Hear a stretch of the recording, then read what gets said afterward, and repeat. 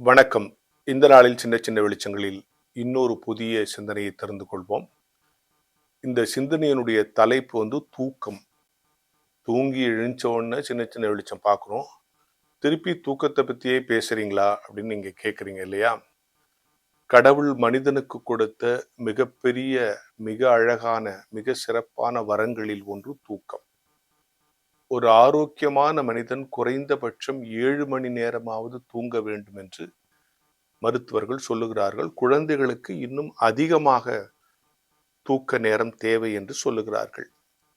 ஆனால் இன்றைக்கு வெகு நேரம் கண் விழித்திருந்து வேலை பார்ப்பது, தொலைக்காட்சி பார்ப்பது, செல்போன் பார்ப்பது, போற்றிக்கொண்டு முழுவதுமாக போற்றிக்கொண்டு உள்ளே செல்போனை வைத்து பார்ப்பது என்கிற பழக்கங்கள் வாழ்க்கை முறை மாறிவிட்ட காரணத்தினால் இன்னைக்கு தூக்கம் வராமல் இருப்பது ஒரு நோயாக மாறிவிட்டது. நிறைய பேர் டாக்டர்கிட்ட தூக்கம் வரலன்னு வரான். எனவே தூக்கம் என்கிற கடவுள் கொடுத்த அற்புதமான இந்த வரத்தை மனித குலம் இந்த நூற்றாண்டில் மெல்ல மெல்ல இழந்து கொண்டிருக்கிறது என்பதை நாம கவனத்தோடு பேச வேண்டிய கட்டாயத்தில் இருக்கிறோம்.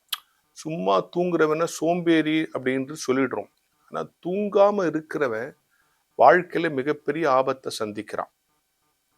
இந்த அதிகமான உப்பும் சர்க்கரையும் உள்ள நொறுக்கு தீனிகளை அடிக்கடி சாப்பிடுவது, காஃபி குடிப்பது போன்ற காரணங்களால தூக்கம் கெடுது அப்படின்லாம் சில விஷயங்கள் சொல்றாங்க.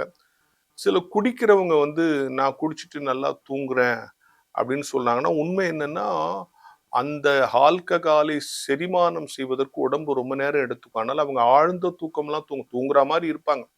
அதாவது குடிக்காரங்க பாருங்க அப்படியே தூங்குற மாதிரி இருப்பாங்க, ஆனா உளருவாங்க. அது ஆழ்ந்த தூக்கம் கிடையாது. அவங்க நினைச்சிட்டு இருக்காங்க தூங்குறோம். அதனாலதான் பகலெல்லாம் அவங்க ஒரு அரை தூக்கத்திலேயே இருப்பாங்க, ஒரு எரிச்சலோடையே இருப்பாங்க. எனவே தூக்கம் வராத நோய் இன்றைக்கு அதிகமாகி கொண்டிருக்கிறது. இரவு நேரத்துல காஃபி, நொறுக்கு தீனி அதெல்லாம் சாப்பிடக்கூடாது. அது தூக்கத்தை பாதிக்கும். அதுக்கு பதிலா பால், முட்டை, தயிர், வாழைப்பழம் இதெல்லாம் சாப்பிடலாம். ஏனென்று சொன்னால் அது செரட்டோனின் என்கிற பொருளை நமக்கு உற்பத்தி செய்யும். இந்த செரட்டோனின் என்கிற ஹார்மோனை உற்பத்தி செய்து நம் தூக்கத்தை அது நெறிப்படுத்தும்னு சொல்றாங்க. என்ன சார் டாக்டர் மாதிரி என்னென்னவோ சொல்றீங்கன்னா, உண்மையிலேயே தூக்கம் பற்றி நிறைய நூல்களை படிச்சுட்டு தூக்கம் வராம படிச்சீங்களான்னு கேட்காதீங்க. இன்னைக்கு பல இடங்கள்ல பல பெற்றோர்கள், பல மருத்துவர்கள் இடத்துல பேசும்போது தூக்கம் வராமல் இருப்பது ஒரு நோயாக மாறிட்டு இருக்கு. ரொம்ப தூங்குறது எப்படி ஒரு நோயோ, தூக்கம் வராமல் இருக்கிறது ஒரு நோய் என்ற காரணத்தினால் நான் மிக தேடி படித்து விட்டு இதை சொல்லுகிறேன். அதே மாதிரி சில பேர் என்ன சொல்லுவாங்கன்னா, ஒரு நாள் தூங்காம இருந்துட்டு அப்புறம் அடுத்த நாள் தூங்கிக்கலாம், சேர்த்து தூங்கிக்கலான்னு. நல்லா புரிஞ்சுங்க. ஒரு நாள் நீங்க தூங்கலைன்னா அந்த ஒரு நாள் தூக்கத்தை இழந்ததை ஈடு செய்ய நீங்க 3 நாள் தூங்கணுமா. இந்த பணத்தை கடன் அடைக்கிற மாதிரி சில பேர் காலையில எழுந்திச்சிட்டு கொஞ்சம் வேலை செஞ்சுட்டு அப்புறம் தூங்குவாங்கல்ல, அப்படிலாம் தூங்கக்கூடாது. தூங்குற நேரத்துல முழுமையா தூங்கிடணும். சில பேர் இந்த நாய் பூனை குட்டிங்களோடயே தூங்கலாம் அப்படின்னு என் கூடயே தான் பக்கத்துல பெட்ல படுத்துக்கணும். அதுவும் தவறுன்னு டாக்டர் சொல்றாங்க. ஏன்னா உயிரினங்களுடைய தூக்க முறைங்கிறது வேறு, நம்ம தூக்க முறைங்கிறது வேறு. ரெண்டும் ஒன்றா இருக்கக்கூடாது. அதுவும் தவறுன்னு டாக்டர்கள் சொல்லுகிறார்கள். இப்போ கொஞ்ச நாளா சார் ராத்திரி சாப்பிட்டுட்டு ஒரு மணி நேரம் டிவி பார்த்துட்டு தான் சார் நான் தூங்க போவேன். 1 மணி நேரம் செல் பார்த்துட்டு தான் சார் தூங்க போவேன்றாங்க. தூங்குவதற்கு 1 மணி நேரத்திற்கு முன்னாலேயே உங்கள் கண்கள் டிவியிலிருந்து விலகிடணும்னு சொல்றாங்க.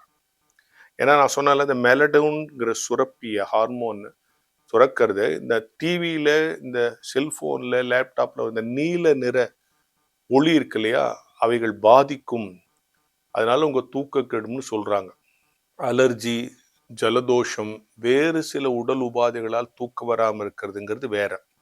அது அந்த நோய்க்கான மருத்துவத்தை பார்த்தா தூக்கம் வந்துடும். ஆனால் 3 விஷயத்த நம்ம கவனமா இருக்கணும். 1 நம் வயிற்றை பாதுகாப்பது. அப்போ சாப்பாடை தள்ளி போடக்கூடாது. இன்னொன்று நம் உடம்பை பாதுகாப்பது. தூக்கத்தை தள்ளி போடக்கூடாது. 3வது மனசை பாதுகாப்பது. துக்கத்தை ரொம்ப சேர்த்து வைக்கக்கூடாது. எனவே தூக்கம் என்பது கடவுள் கொடுத்த வரம். தூங்காம முழிச்சிருந்து படிக்கிறது அப்படிங்கிறது சில நாட்கள்ல தேவையா இருந்தாலும் இன்னைக்கு தூங்காம இருக்கிறது ஒரு பேஷன் ஆயிப்போச்சு. சில நேரத்துல சொல்றாங்க, சார் அந்த ரோட்ல போய் பாருங்க சார், ராத்திரி 12 மணிக்கெல்லாம் ஜனங்க ஜே ஜேன்னு சுத்துறாங்க சார். கடைலாம் திறந்திருக்கு சார். நல்ல வியாபாரம் ஆகுது சார்ன்றாங்க.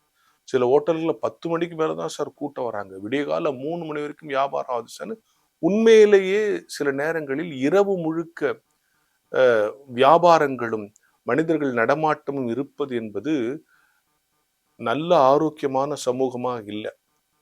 நெறைய பேர் தூக்கம் வராம இருக்கான்னு அர்த்தம். சார் அதுக்கு என்ன பண்றது? நம்ம லைஃப் ஸ்டைல் ஆயிப்போச்சு. என் வேலையே அப்படி ஆயிப்போச்சு. ராத்திரில மட்டும் தான் என் வேல.